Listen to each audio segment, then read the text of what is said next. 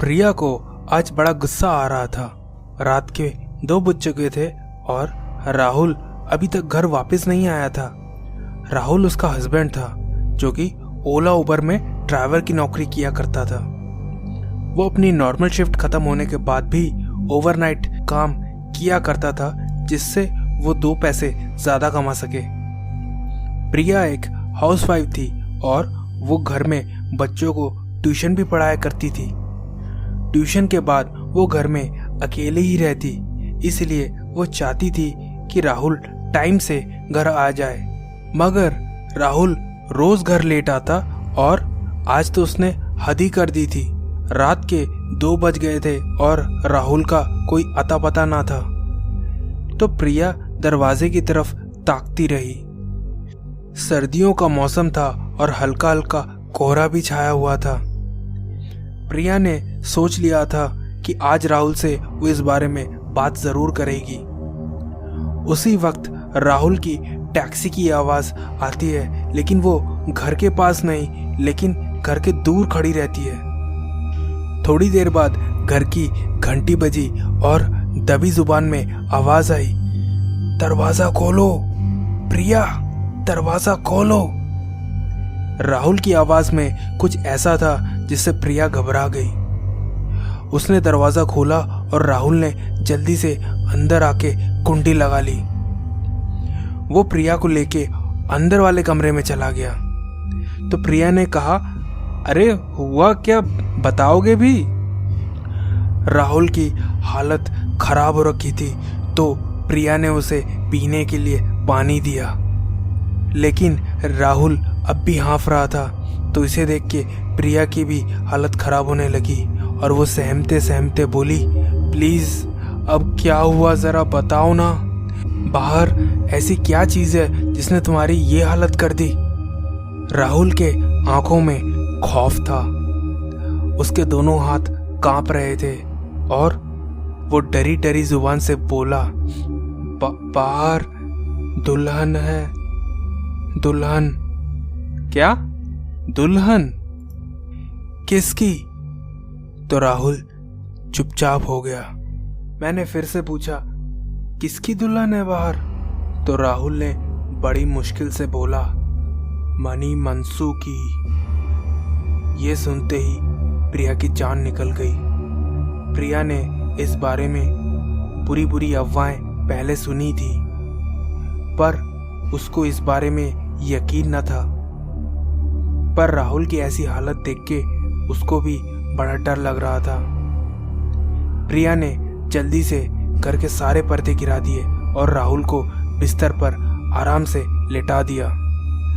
जब थोड़ी देर बाद राहुल की हालत सुधरी तो उससे पूछा, अब बताओ, शुरू से बताओ क्या हुआ?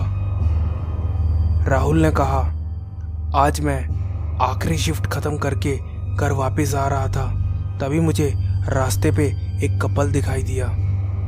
उन्होंने मुझे हाथ दिखाया तो मैं रुक गया और मैंने कहा, मीटर ऑफ है, अब मैं सीधा घर जा रहा हूँ। तो उन्होंने मुझे कहा कि हमें जल्दी से स्टेशन ले चलो वरना हमारी ट्रेन मिस हो जाएगी। मैंने मन ही मन सोचा पूरे 1000 रुपये लूँगा, पर मैं कुछ कहता उससे पहले ही उन्होंने मुझे 5000 देने की बात कर डाली। वो दोनों दिखने में शरीफ ही लग रहे थे तो मैंने उन दोनों को चुपचाप टैक्सी में बिठा लिया। थोड़ी देर गाड़ी चलाने के बाद उन्होंने मुझे बताया कि आपको इस रास्ते से नहीं, इस रास्ते से आके जाना है, वहाँ हमारा एक और आदमी है, उसे भी लेना है, फिर बैक होके स्टेशन की तरफ जाएंगे। तो मैंने कुछ सोचे समझे बिना ही नए रास्ते की तरफ गाड़ी मोड़ ली। कुछ देर उस सुनसान रास्ते पर चलने के बाद उन्होंने मुझे कहा, रुको। मैंने वहां पे गाड़ी रोक दी और गाड़ी साइड में लगा दी। वो दोनों उतरने लगे। उतरते वक्त मैंने उस औरत का हाथ देखा तो उसमें एक अजीब सी मेहंदी दिखाई दी। फिर वो लोग कहीं जाने लगे तो मैंने पीछे से कहा, हेलो, आप लोग कहाँ जा रहे हो और मेरा भाड़ा? उनमें से जो महिला थी उसने पीछे मुड़ के देखा और बोला, भाड़ा? किस बात का? क्या ये स्टेशन है? रुको ज़रा, हम अभी उस आदमी को लेके आते हैं। इसे सुनते ही मैं अपनी टैक्सी के पास जाके खड़ा हो गया और इंतज़ार करने लगा। मैंने अपने आप को कहा, शाह क्या जिंदगी हो गई है, पैसों के लिए क्या क्या करना पड़ रहा है। इस वीरान अंधेरे जंगल में लाके खड़ा कर दिया है। काश मैं भी मुकुल की तरह MBA करके अमेरिका चला जाता। मैं वहां उनका इंतजार कर करके थक गया था, तो मैंने एक सिगरेट जलाई और रास्ते से उनके पीछे पीछे चला गया। वो जंगल आगे जाके और डरावना था। बस चांद की ही रोशनी आ रही थी। मुझे अब हल्का हल्का डर लग रहा था, पर मैंने चलना जारी रखा। पर मैं अंधेरे में थक हार के एक पेड़ के नीचे रुक गया और दूसरी सिगरेट जलाई। मैंने पहला गश्त लगाया ही था कि मुझे पीछे से कुछ आवाज़ें आने लगी, तो मैं पेड़ के पीछे से चुपके से देखने लगा। वहाँ दूर घास में 2 लोग थे। एक हाथ उठा के चुपचाप खड़ा था और दूसरा मिट्टी खोद रहा था। मैंने जब ध्यान से देखा तो मेरे होश उड़ गए। ये दोनों वही कपल्स थे जो मेरी टैक्सी में बैठे हुए थे।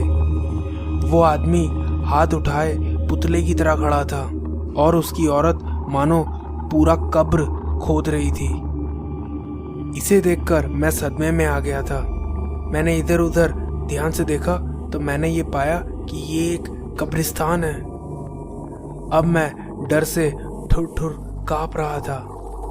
मैंने सोचा, हे भगवान, ये कौन लोग हैं? इतना सब चल ही रहा था कि उस औरत ने खोदना बंद कर दिया और उस गड्ढे से एक आदमी को ऊपर हाथ दे के खींच लिया। फिर उसने उस आदमी को जो हाथ ऊपर करके खड़ा था उसको उस गड्ढे में धक्का दे दिया और ऊपर से मिट्टी डालना शुरू कर दिया। मैं ये सब देख के इतना घबरा गया कि मैं उस जगह से भागकर अपनी टैक्सी की तरफ जाने लगा। पर जैसे ही मैं टैक्सी के पास पहुंचा तो मैं सदमे में आ गया। टैक्सी में वो लोग पहले से ही बैठे हुए थे। उस औरत ने मुझे जोर से कहा, तुम कहाँ चले गए थे? हम कब से तुम्हारा इंतजार कर रहे थे। मेरी हिम्मत नहीं हुई गाड़ी के अंदर बैठने की, लेकिन मैं अब इस जंगल में करता भी तो क्या। तो मैं धीरे से अपने गाड़ी में बैठा और बिना कोई सवाल किए चलाने लगा। चलते चलते मैंने पूछा कि वो तीसरा आदमी कहाँ है? तो उस औरत ने कहा, अब वो नहीं आएगा, बस हम दोनों ही जाएंगे। मैं डरते डरते गाड़ी चला रहा था। फिर मैंने बैक वाले मिरर में देखा तो वो आदमी पहले वाला नहीं था और ये जो कोई भी था एकदम बेजान पुतले की तरह पीछे पड़ा था। मेरी नज़र जब उस औरत के हाथों पर पड़ी तो उस औरत की मेहंदी जा चुकी थी। मैं अंदर ही अंदर समझ गया था ये कौन थी। जब मैंने वो वाला रास्ता पार किया और स्टेशन की तरफ मोड़ा तो उस औरत ने कहा, अब रहने दो, अब शायद ट्रेन जा चुकी होगी। तो मैंने डरते हुए कहा, तो अब आप लोग कहाँ जाएंगे? तो उस औरत ने कहा, हम लोग शहर में नए हैं, हमें यहाँ कोई नहीं जानता, हमें अपने घर ले चलो, हम तुम्हें पूरे 10,000 रुपये देंगे। कल सुबह तुम हमें फिर से स्टेशन में छोड़ देना। मुझे कैसे भी करके इस सिचुएशन से बाहर निकलना था। तो मैंने टैक्सी घर की तरफ ड्राइव करना शुरू कर दिया। मैंने जानबूझ के टैक्सी दूर खड़ी कर दी और कहा, रुको, मैं उस घर से थोड़ा पानी लेके आता हूँ। प्रिया को इस बात से गहरा सदमा लगा था। प्रिया ने जब खिड़की से छुप छुप के बाहर देखा तो उस कार में कोई बैठा हुआ था। सारी रात प्रिया और राहुल छुप छुप के उस कार की तरफ देखते रहे। पर जब सुबह हुई तो सड़क पर कई लोग और गाड़ियां आ जा रहे थे।